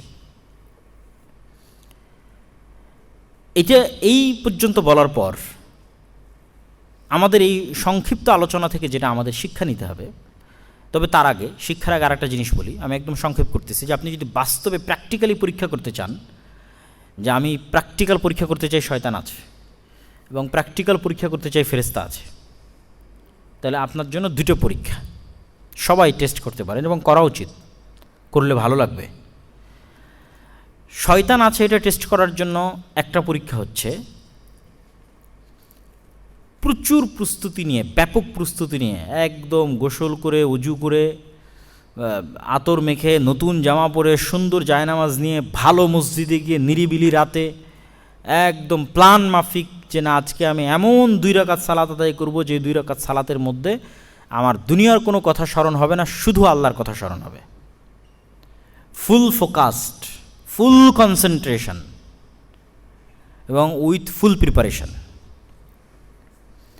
তারপরে দেখবেন আপনার অজান্তেই আপনার অন্তর দুনিয়ার চিন্তায় মগ্ন হয়ে গেছে, আপনার অজান্তে বলতেছি, যেটা প্রমাণ করবে যে শয়তান আছে। দিস ইজ শয়তান। আল্লাহ নবী আরবিতে বলেছে ইয়াখতালিসুহু শয়তান, আপনার হৃদয়কে এভাবে ছিনিয়ে অন্য কাজে লাগিয়ে দেয় সালাত অবস্থায়, অথচ আপনি ফুল প্রিপারেশন, ফুল কনসেন্ট্রেশন, ফুল ফোকাস নিয়ে শুরু করেছেন। তাহলে আপনি কত বড় ক্ষমতাশালী, কত বড় দাপটওয়ালা, কত বড় বাপের বেটা, নিজের অন্তরকে কন্ট্রোল করতে পারলেন না। এই যে কন্ট্রোল করতে পারলেন না, দুনিয়ার চিন্তায় মগ্ন হয়ে গেল, আপনার কন্ট্রোলের বাইরে, এটা শয়তানের অস্তিত্বের প্রমাণ। এবার 10 সেকেন্ড, 15 সেকেন্ড, 20 সেকেন্ড পার হওয়ার পর আপনার স্মরণ হয়েছে, আরে আমি তো সালাতে ছিলাম, আমি তো আল্লাহকে স্মরণ করতে চেয়েছিলাম, তো ভুলে অন্য চিন্তায় চলে গেছি। এটা আবার ফেরেশতার পক্ষ থেকে ইলহাম, যে তুমি সালাতে আছো। কালব নামের অর্থ হচ্ছে পরিবর্তনশীল। এতে এত আপার লেভেলের মেশিন এইভাবে চেঞ্জ হতেই থাকে, একবার শয়তানের প্রভাব, একবার ফেরেশতার প্রভাব, একবার শয়তানের প্রভাব, একবার ফেরেশতার প্রভাব, শয়তানের প্রভাব, ফেরেশতার প্রভাব। এটাই তো মানুষের পরীক্ষা, এটাই গেম। এই গেমে মানুষ কীভাবে বিজয়ী হবে সেটার উপরেই মানুষের রেজাল্ট নির্ভর করবে। তাহলে এইটা পরীক্ষা দিলাম, শয়তান আছে তার প্রমাণ পাওয়ার জন্য আপনি এই টেস্টটা করতে পারেন। তাহলে আপনার বিশ্বাস আরও দৃঢ় হবে যে হ্যাঁ, শয়তান এক্সিস্ট করে এবং আমার হৃদয়ে শুধু আমার একক কন্ট্রোল চলে না, এখানে শয়তানেরও প্রভাব আছে। সুতরাং আমি যদি মনে করি সব সিদ্ধান্ত আমি নিজে নিচ্ছি, তাহলে তো ভুল হবে। বরং আমাকে ভাবতে হবে যে এই সিদ্ধান্ত আমাকে কে নেওয়াচ্ছে, 10 বার, 15 বার, 20 বার, আমি না শয়তান। সকালে আমাকে ফজরের সময় আমি ঘুমাচ্ছি না আসলে শয়তান ঘুমাতে বলছে, এটাই সবচেয়ে বড় বিগ কোয়েশ্চেন মার্ক। যতদিন মনে করবেন আপনি ঘুমাচ্ছেন, ততদিন আপনি হেদায়েতের রাস্তা পাবেন না। আর যখন মনে করবেন না যে আমার সাথে ফেরেশতাও আছে, শয়তান আছে, আমাকে ঘুমাতে উদ্বুদ্ধ করতেছে শয়তান, সুতরাং এটার এগেনস্টে আমার ফাইট করা উচিত, তখন আপনি ওইটা বুঝার পরেও যদি ঘুমিয়ে থাকেন তাও ভালো। এইটা বুঝে যদি ঘুমিয়ে থাকেন যে না আসলে আমাকে শয়তানই ঘুমাতে বলতেছে, বাট আমি শয়তানের কথাই শুনতে চাই, এটাও ভালো। এটার চাইতে যে আপনি এটা না জেনেই ঘুমাচ্ছেন, যে আরে আমি তো ঘুমাতে চাই, খুব তো আরাম, এসির বাতাস, ল্যাপ, কম্বল, এটা ভুল ধারণা, আপনি না। এটার জন্য আপনি টেস্ট করবেন যে শয়তান আছে, যেমন আমরা বডির চেক আপ দিতে যাই ওই রকম। এবার সেকেন্ড টেস্ট হচ্ছে ফেরেশতা আছে তার প্রমাণ। ফেরেশতা থাকার প্রমাণ নিব আমরা, ঠিক যেমন 2 রাকাত সালাতের জন্য আমরা ব্যাপক প্রস্তুতি নিলাম, এরকম মেন্টাল প্রিপারেশন থাকবে যে আমি আগামীকাল ফজরে উঠবই, আমাকে উঠতেই হবে। এবং এই নিয়াতের মধ্যে চুল পরিমাণও খুঁত থাকা যাবে না, 100% শতভাগ সঠিক নিয়ত থাকতে হবে যে আমি আগামীকাল ফজরে উঠতেই চাই, উঠতেই হবে। এবং এই উঠার জন্য আমি কোনো অ্যালার্ম ইউজ করব না। কেন অ্যালার্ম লাগবে? আল্লাহর পৃথিবীতে ফেরেশতা নাই আপনাকে জাগিয়ে দেওয়ার জন্য? কত ফেরেশতা ঘুরে বেড়াচ্ছে, অ্যালার্ম লাগবে না তো। আপনি তো উইটের দ্বারাই ফেরেশতার অস্তিত্বের প্রমাণ খুঁজে পাবেন। কেন আমরা তো বস্তুবাদী হয়ে গেছি এবং বস্তুর উপর নির্ভরশীল হয়ে গেছি, ফলত আমরা ভুলে গেছি না এখানে গায়েবী কোনো সাহায্য মদত থাকতে পারে, এটা তো ভুলে গেছি। এই জন্য প্র্যাকটিক্যাল প্র্যাকটিস করেন যে হ্যাঁ গায়েবী মদত সাহায্য থাকতে পারে। মোবাইল লাগবে না, অ্যালার্ম লাগবে না, কিচ্ছু লাগবে না, বিকজ লক্ষ লক্ষ কোটি কোটি ফেরেশতা পৃথিবীতে আছে যারা আপনাকে উঠিয়ে দেওয়ার জন্য প্রস্তুত আছে, যে আপনাকে উঠিয়ে দিবে এবং যে কোনো প্রকার সিচুয়েশন তৈরি করে আপনাকে উঠিয়ে দিবে। জোরে বাতাসে জালনায় আঘাত লাগা হোক, কারেন্ট চলে গিয়ে হুট করে গরম লাগার মাধ্যমে হোক, পাশের বাসার বাচ্চা কেঁদে ওঠার মাধ্যমে হোক, অথবা কোনো দিন আপনি আজান শুনতে পান না, আজকে আজান ডাইরেক্ট আপনার কানের মধ্যে ঢুকে গেছে, ফজরের আজান, যে কোনো উপায়ে আপনি অনুভব করবেন যে হ্যাঁ, আপনাকে উঠতে জাগাতে সাহায্য করা হলো, এবং এটা আল্লাহ সুবহানাহু ওয়া তাআলা সাহায্য করছেন, আল্লাহর তৈরি করা সিস্টেম, আল্লাহ ফেরেশতা দিয়ে সব কিছু করেন। তখন আপনি বুঝতে পারবেন, অনুভব করতে পারবেন যে হ্যাঁ, পৃথিবীতে ফেরেশতা আছে এবং অল টাইম আমাদের আশেপাশে আছে এবং তারা আমাদের সহযোগিতা করে। আর রাসূল সাল্লাল্লাহু আলাইহি ওয়াসাল্লামের যুগে ফেরেশতা কেন্দ্রিক যত ঘটনা আছে, সব ঘটনা যদি একত্রিত করা হয় এক নজরে, তাহলে তাদের ফেরেশতার সাথে বিশ্বাসের যে লেভেলটা, ওইটার আমরা 10%, 5%, 2%, 1%ও রাখি না। সাহাবিদের ফেরেশতাদের সম্পর্কে বিশাল লেভেলটা, আমি অসংখ্য হাদিস এখানে নোট করা আছে, আমি শুধু এমনি মুখে সারমর্ম বলে যাচ্ছি, বলে আমার বক্তব্য শেষ করে দেব। সাদ বিন মুআজ রাদিয়াল্লাহু তাআলা আনহুর বিষয়ে রাসূল সাল্লাল্লাহু আলাইহি ওয়াসাল্লাম বলছেন, ইহতাজ্জা লাহু আরশুর রহমান, সাদ বিন মুআজের মৃত্যুতে আল্লাহর আরশ কেঁপে উঠেছে। ওয়া ফুতিহাত লাহু আবওয়াবুস সামা, আসমানের সকল দরজা তার জন্য খুলে দেওয়া হয়েছে, এবং তার জানাজায় ৭০,০০০ ফেরেশতা অংশগ্রহণ করেছে। সাদ বিন মুআজ রাদিয়াল্লাহু তাআলা আনহুর জানাজার লাশ খাটলি যখন উঠানো হচ্ছিল, খুব ভারী অনুভব হচ্ছিল, আসলে ওনার শরীর এত ভারী নয়। যখন এই আলোচনা রাসূল সাল্লাল্লাহু আলাইহি ওয়াসাল্লামের কানে পৌঁছলো, উনি বললেন তার জানাজার সাথে এত বেশি পরিমাণ ফেরেশতা তার জানাজাকে ঘিরে রেখেছে, তার লাশকে ঘিরে রেখেছে, সেইটার ওজনে জানাজা ভারী হয়ে গেছে। এগুলো প্রত্যেকটা সহিহ হাদিস। একজন ব্যক্তি মাঠ দিয়ে হাঁটতেছে, আকাশে একটা আওয়াজ সে শুনতে পেল, অমুক ব্যক্তির বাগানে পানি বর্ষণ করো। সে ওই বাগানে গিয়ে ওই ব্যক্তিকে জিজ্ঞেস করলো, তোমার নাম কি? তো বলে অমুক। তো বলে, আমি তো তোমার নাম আকাশে শুনতে পেলাম, আকাশে আওয়াজ হচ্ছে যে অমুক ব্যক্তির বাগানে পানি বর্ষণ করো, তুমি এমন কি করো যে আকাশ থেকে আওয়াজ শোনা যাচ্ছে? ফেরেশতার আওয়াজ মানুষ শুনতেছে। বানু ইসরাইলের ৩ জন ব্যক্তি, একজন অন্ধ ছিল, একজন কুষ্ঠ রোগী ছিল এবং একজন মাথায় টাক ছিল। তাদের কাছে ফেরেশতা গেল এবং ফেরেশতা গিয়ে তাদের সবাইকে পরীক্ষা করলো। সহিহ বুখারীর হাদিস। রাসূল সাল্লাল্লাহু আলাইহি ওয়াসাল্লাম একদিন বসে আছেন, সব সাহাবীরা বসে আছে, একজন অপরিচিত মানুষ যাকে মদিনার কেউ চিনে না, সে প্রবেশ করলো আর আল্লাহ নবীকে ইসলাম, ঈমান এবং ইহসান সম্পর্কে জিজ্ঞেস করে উঠে চলে গেল। আল্লাহ নবী বললেন, তোমরা জানো একে? তো বলে না। তো বলে, এ জিবরাইল ছিল, তোমাদেরকে তোমার দিন শেখানোর জন্য এসেছিল। বদরের যুদ্ধে আল্লাহ নবী একটা ঘোড় সওয়ারকে দেখে বললেন, এই যে এটা জিবরাইলের ঘোড়া, জিবরাইল যুদ্ধ করতেছে, তার হাতে অস্ত্র আছে। একজন সাহাবী বদরের যুদ্ধে রাসূল সাল্লাল্লাহু আলাইহি ওয়াসাল্লামকে এসে বললেন, আল্লাহ নবী, আমি একজন মুশরিককে তাড়া করতেছিলাম, কিন্তু আমি ওই মুশরিককে আক্রমণ করার আগেই সে উল্টে পড়ে রক্তাক্ত এবং জখম অবস্থায় আমি তাকে পাই আমার সামনে। আমি তাড়া করতেছিলাম, আমি তাকে আক্রমণ করতেই পারিনি। রাসূল সাল্লাল্লাহু আলাইহি ওয়াসাল্লাম বললেন, এটা ৩য় আসমানের ফেরেশতা ছিল যে তাকে আক্রমণ করেছিল। আরেক সাহাবী বললেন উহুদের যুদ্ধে যে তিনি তার 2 পাশে 2 জন সাদা পোশাকধারী ব্যক্তিকে যুদ্ধ করতে দেখেছেন, যাদেরকে তিনি কোনোদিন মদিনায় দেখেননি। রাসূল সাল্লাল্লাহু আলাইহি ওয়াসাল্লাম বললেন, একজন জিবরাইল ছিল, একজন মিকাইল ছিল। উহুদের যুদ্ধে হানজালা রাদিয়াল্লাহু তাআলা আনহু, তিনি তার স্ত্রীর সাথে সাংসারিক জীবন থেকে বের হয়ে গোসল না করে যুদ্ধের মাঠে শরীক হয়েছিলেন। সাহাবীরা তাকে গোসল দিতে চাইলে আল্লাহ নবী বললেন, তাকে ফেরেশতারা গোসল দিয়েছে, তোমাদের গোসল দেওয়ার দরকার নাই।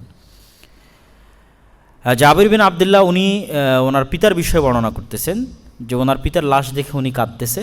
তো রাসূল সাল্লাল্লাহু আলাইহি ওয়াসাল্লাম বললেন যে, তুমি কেন তোমার বাবার লাশ দেখে কাঁদতেছো? তোমার বাবার লাশ ফেরেশতারা ছায়া দিয়ে রেখেছে এবং ঘিরে রেখেছে।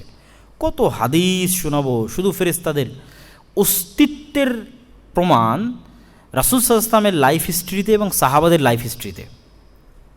খন্দকের যুদ্ধ থেকে রাসূল সাল্লাল্লাহু আলাইহি ওয়াসাল্লাম ফিরে এসে তার তরবারি রেখে দিচ্ছেন। জিবরাইল আলাইহিস সালাতু ওয়াস সালাম এসে বলছে, আপনি তরবারি রাখছেন, আমরা তো রাখিনি।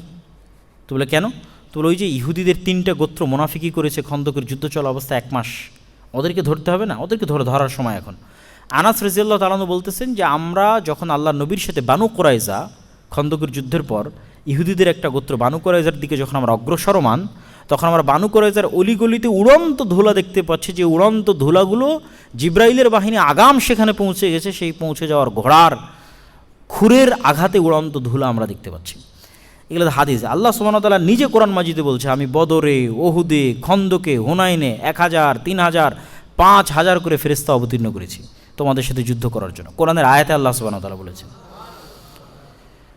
তো এরকম অসংখ্য রাসূল সাল্লাল্লাহু আলাইহি ওয়াসাল্লাম বলছে যে মক্কা এবং মদিনায় দাজ্জাল প্রবেশ করবে না, কেন তার প্রত্যেকটা গেটে ফেরেশতা পাহারাদার থাকবে। রাসূল সাল্লাল্লাহু আলাইহি ওয়াসাল্লাম বলছেন ঈসা আলাইহিস সালাতু ওয়াস সালাম পৃথিবীতে নেমে আসবেন 2 জন ফেরেশতার কাঁধে ভর দিয়ে। রাসূল সাল্লাল্লাহু আলাইহি ওয়াসাল্লাম বলতেছেন যে আজকে আমার ঘরে প্রবেশ করেনি ফেরেশতা, কেন আমার ঘরে একটা ছবি ছিল যেটা সরিয়ে ফেলার পর সে প্রবেশ করেছে। আমাকে জিবরাইল বারবার মিসওয়াক করতে বলে, কেন আমার মুখের গন্ধে ফেরেশতা কষ্ট পায়।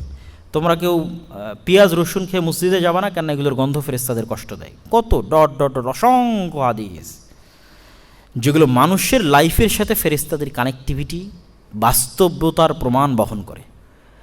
এবং আপনি কল্পনা করেন যে সাহাবীদের যুগে তাহলে এগুলো সব ঘটনা যদি আমরা একদিনে কল্পনা করি, তাহলে কত তারা ফেরেশতার ঘটনা তাদের চোখের সামনে আশেপাশে ঘটতেছে দেখতেছে, তাহলে তাদের বিশ্বাসটা কোন লেভেলে থাকতে পারে যে হ্যাঁ ফেরেশতা এক্সিস্ট করে এবং আল্লাহ ফেরেশতাদের সাহায্য করে। এবং আমাদের ওই লেভেলে বিশ্বাস না থাকার কারণেই তো আমরা আজ এত পিছিয়ে। কেননা সাহাবীরা সমগ্র বিশ্ব জয় করে ফেলেছে শুধু তাদের ঈমানের শক্তি দিয়ে। যেটা আমি বললাম যে মুসলমানদের কাছে সবচেয়ে পাওয়ারফুল টেকনোলজি আছে সাউন্ড টেকনোলজি, এবং আল্লাহ সুবহানাহু ওয়া তাআলা চাইলে যে কোনো কিছুকে যে কোনো কিছুতে রূপান্তর করে দিতে পারেন। এটাই মুসা আলাইহিস সালাতু ওয়াস সালামের অন্তরে আল্লাহ বিশ্বাস তৈরি করেছিলেন যে আমি যা ইচ্ছা তাই করতে পারি। তোমার হাতের লাঠিকে সাপ বানিয়ে দিচ্ছে, সম্পূর্ণ বিপরীত। লাঠি কোথায় কাঠের তৈরি, সাপ কোথায় একটা জীবন্ত প্রাণী যে আক্রমণ করে। এবং মুসা আলাইহিস সালামের লাঠি যখন সাপ হতো তখন বাস্তব সাপ হতো না জাদুর সাপ হতো? বাস্তব সাপ হতো। এটাই তো জাদুকরের আশ্চর্য হয়ে গেছে। কেননা জাদুকরেরাও তো সাপ তৈরি করেছিল, তারাও তাদের লাঠি তাদের দড়ি ছেড়ে দিয়ে সাপ তৈরি করেছে। তো জাদুকরদের সাপ আর মুসা আলাইহিস সালাতু ওয়াস সালামের সাপের মধ্যে পার্থক্য। জাদুকরদের সাপ বাস্তব সাপ হয়নি, মুসা আলাইহিস সালাতু ওয়াস সালামের সাপ বাস্তবে সাপ হয়ে গেছে। এইটা আল্লাহ সুবহানাহু ওয়া তাআলার জন্য কেন কঠিন নয়? আপনারাই তো এই আধুনিক যুগে এসে সেম ল্যাঙ্গুয়েজ দিয়ে কোডিংয়ের প্রোগ্রামিংয়ের সেম ল্যাঙ্গুয়েজ দিয়ে সামান্য পরিবর্তন করে কত ধরনের অ্যাপস তৈরি করতেছেন, ওয়েবসাইট তৈরি করতেছেন, সবগুলোর আউটলুকিং আলাদা।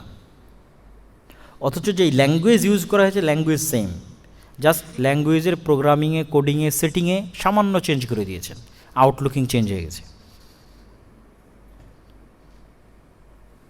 মানুষের পুরো মোবাইলের যত রকমের ফাংশন, একটাতে দিলে কল যাচ্ছে, একটাতে দিলে লাইট জ্বলতেছে, একটা দিলে মেসেজ যাচ্ছে, সবগুলোর আড়ালে কোডিং এবং প্রোগ্রামিং আছে। সামান্য চেঞ্জে ফাংশন চেঞ্জ হয়ে গেছে। এটা মানুষের সৃষ্টি। তো প্রত্যেকটা সৃষ্টিজীবের আপনি ডিএনএ দেখেন কমন। মানুষের ডিএনএর সাথে বানর এবং শুকুরের ডিএনএ 98% মিলে। তার মানে আল্লাহ সুবহানাহু ওয়া তাআলা মানুষের ডিএনএর মধ্যে আর সামান্য কিছু প্রোগ্রামিং এবং কোডিংয়ে চেঞ্জ করে দিলে মানুষ সকালবেলা শুকুর হয়ে যাবে। This is very simple and easy. এবং আল্লাহ নবী বলছে আমার উম্মতের শেষ জামানায় একদল মানুষ যারা গান বাজনা এবং নাচে মত্ত থাকবে, তারা শুকুর এবং বানরে পরিণত হয়ে যাবে। এটা কঠিন কিছুই না। আপনি আপনার প্রোগ্রামিং দিয়ে কোডিং দিয়ে কত রকমের ওয়েবসাইট তৈরি করতেছেন, অ্যাপস তৈরি করতেছেন, সেইটা তো আপনার কাছে যেমন ওইটা, আল্লাহ সুবহানাহু ওয়া তাআলার কাছে সারা সৃষ্টিজীব এরকম। জাস্ট আল্লাহ সুবহানাহু ওয়া তাআলা একটু চেঞ্জ করে দিয়েছে, পানি হয়ে গেছে, একটু চেঞ্জ করেছে মানুষ হয়েছে, একটু চেঞ্জ করেছে মাটি হয়েছে, একটু চেঞ্জ করেছে লাঠি হয়েছে, সাপ হয়েছে, একটু চেঞ্জ করেছে গরু হয়েছে, মহিষ হয়েছে। কিছুই না আল্লাহ সুবহানাহু ওয়া তাআলার কাছে। ওটাই মুসা আলাইহিস সালাতু ওয়াস সালামকে আল্লাহ দেখাচ্ছেন আমি সব করতে পারি, তুমি মুসাকে ফেরাউনকে কেন ভয় পাবা? ওই বিশ্বাসটাই আমাদের আজকে নাই দেখে তো আজকে আমরা সারা পৃথিবী সবাইকে ভয়ে থরথর করে কাঁপতেছি।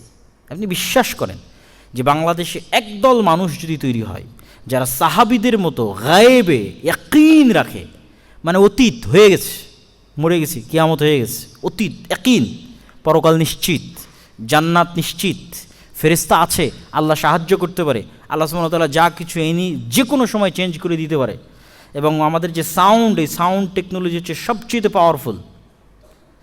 এই একবার যদি বিশ্বাস করতে হবে বাংলাদেশ থেকে পুরো পৃথিবী বিজয় করে ফেলবেন, পুরো পৃথিবী আপনার পায়ের নিচে চলে আসবে, সব চেঞ্জ হয়ে যাবে, ধ্বংস হয়ে যাবে সব। ওই শক্তি, ওই ক্ষমতা মুসলমানদের হারিয়ে ফেলেছে। মুসলমানদের বিশ্বাস এবং ঈমান হচ্ছে সবচেয়ে শক্তিশালী, সেটা হারিয়ে ফেলেছে। ওইটা অর্জন করতে হলে আপনাকে ঈমান ওই লেভেলে নিয়ে যেতে হবে যেই লেভেলে সাহাবীদের ছিল। এবং এইটা এই বর্তমান পৃথিবীতে কঠিন নয়, কেন বর্তমান পৃথিবীতে আমি তো শুরু করেছি যে বিজ্ঞান আপনার জন্য গায়েবকে উন্মোচন করে দিচ্ছে। আপনি জাস্ট চিন্তার ধরনটা পাল্টে দেন, পয়েন্ট অফ ভিউ, যেই ভঙ্গিতে আপনি দেখতেছেন সেটা চেঞ্জ করে দেন, তাহলে আপনি সকল জায়গায় আল্লাহ সুবহানাহু ওয়া তাআলার শক্তি, সামর্থ্য, ক্ষমতা এবং আল্লাহ সুবহানাহু ওয়া তাআলা আপনাকে কীভাবে ধরতে পারে, কীভাবে আটকাতে পারে, আল্লাহ সুবহানাহু ওয়া তাআলা আপনাকে কীভাবে সাহায্য করতে পারে, সব তখন আপনার ওই বিশ্বাসগুলো আরও ডেভেলপ হবে, আরও বাড়বে। এবং এটার জন্য নিয়মিত কোরআন তেলাওয়াত এবং কোরআন বোঝার চেষ্টা করে, এটার কোনো বিকল্প নাই। আল্লাহ সুবহানাহু ওয়া তাআলা আমাদের সকলকে যেই 6টা অদৃশ্যের প্রতি বিশ্বাস আছে সেই বিশ্বাসগুলোকে মজবুত করা, বিশেষত পরকালের প্রতি বিশ্বাসকে মজবুত করা, ফেরেশতাদের প্রতি বিশ্বাসকে মজবুত করার তৌফিক দান করুক আল্লাহুম্মা আমিন। এই আলোচনা থেকে শিখবেন কি? আলোচনা থেকে শিখার জায়গা হচ্ছে আপনি যেমন ওয়াইফাইয়ের অ্যাক্সেস দিচ্ছেন, আপনার ফোনের হটস্পটের অ্যাক্সেস দিচ্ছেন, ঠিক আপনার হৃদয়ের অ্যাক্সেস আপনি ফেরেশতাকে বেশি দিচ্ছেন না শয়তানকে বেশি দিচ্ছেন? এটা অনেক আপার লেভেলের মেশিন। এখানে আপনি নূরের অ্যাক্সেস বেশি দিচ্ছেন না শয়তানের ওয়াসওয়াসার অ্যাক্সেস বেশি দিচ্ছেন? এটা পরীক্ষা। আপনি যদি সবসময় অপবিত্র থাকেন, পেশাবের যত্ন না নেন, ঠিক আছে, পেশাবের ছিটা আসলো কি গেল, পবিত্র হলাম কি হলাম না, তাহলে আপনার এখানে অ্যাক্সেস বেশি পাচ্ছে শয়তান। সুতরাং আপনার জন্য হেদায়েতের রাস্তা পাওয়া খুব কঠিন।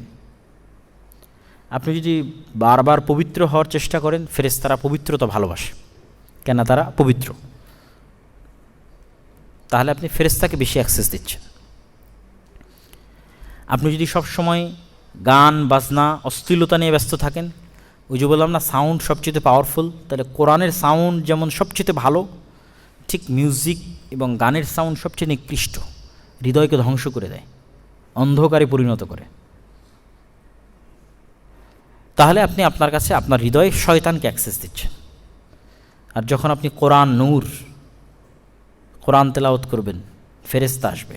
উসাইদ বিন হুযায়র রাদিয়াল্লাহু তাআলা আনহু একবার কোরআন তেলাওয়াত করতেছেন, তো ঘোড়া খুব লাফাচ্ছে, আকাশে মেঘের খণ্ড জমা হয়ে গেছে, তো উনি ভয়ে আতঙ্কে কোরআন পড়া বন্ধ করে দিয়েছেন।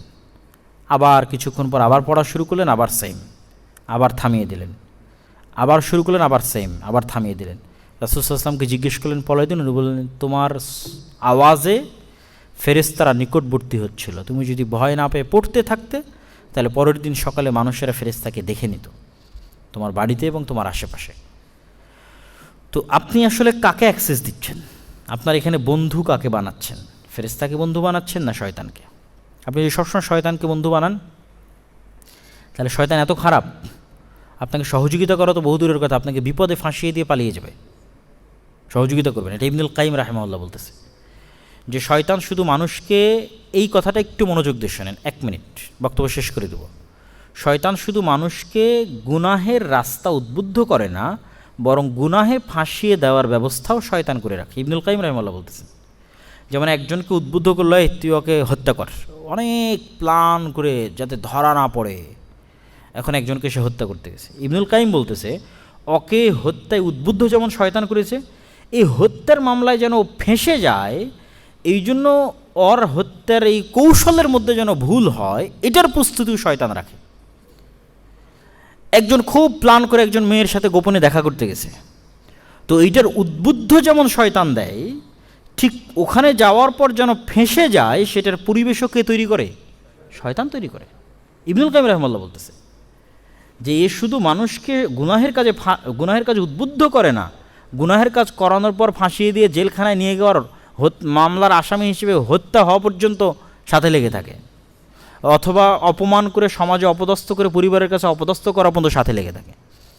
কিন্তু একমাত্র হেল্পিং হ্যান্ড হিসেবে আপনার সাথে থাকে ফেরেশতা। আপনি কাকে অ্যাক্সেস দিচ্ছেন সেটা আপনার দেখার বিষয়। আপনি শয়তানকে অ্যাক্সেস দিলে কোথায় কোন ভাগাড়ে পড়ে মারা যাবেন, কোথাও অপমান হবেন, কোনো পরোয়া নাই আল্লাহ সুবহানাহু ওয়া তাআলার। আর যদি ফেরেশতাকে বন্ধু হিসেবে আপন করতে পারেন, তাহলে অবশ্যই তারা আপনার সেফ গার্ড হিসেবে। অসংখ্য আয়াত আছে, জিকির আছে, যেগুলো দ্বারা আপনি আল্লাহ সুবহানাহু ওয়া তাআলার সাহায্য, ফেরেশতাদের সাহায্য পাবেন। সকাল সন্ধ্যের জিকির, তার মধ্যে বিভিন্ন আপস অ্যান্ড ডাউনসের যে জিকিরগুলো, যে আপনি টয়লেটে গেলেন, টয়লেট থেকে বের হলেন, মসজিদে গেলেন, বাসা থেকে বের হলেন, গাড়িতে উঠলেন, এই প্রত্যেকটা স্টেপ চেঞ্জিংয়ের জিকির আছে।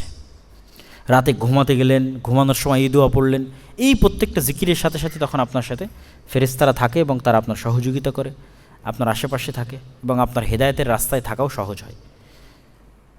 আল্লাহ সুবহানাহু ওয়া তাআলা আমাদের সকলকে গায়েবের উপর বিশ্বাস স্থাপন করতো, যে গায়েবের উপর বিশ্বাস স্থাপন করতো, শয়তান থেকে দূরে থেকে ফেরেশতাদের বন্ধু হিসেবে আপন করা এবং পরকাল কেন্দ্রিক লাইফস্টাইল, দুনিয়া কেন্দ্রিক না, দুনিয়াকে অতীত এবং রিয়ালিটি এবং বাস্তব পরকাল কেন্দ্রিক চিন্তা চেতনা এবং পরকাল কেন্দ্রিক সিদ্ধান্ত নেওয়ার তৌফিক দান করুক আল্লাহুম্মা আমিন। আসসালামু আলাইকুম ওয়া রাহমাতুল্লাহি ওয়া বারাকাতুহু।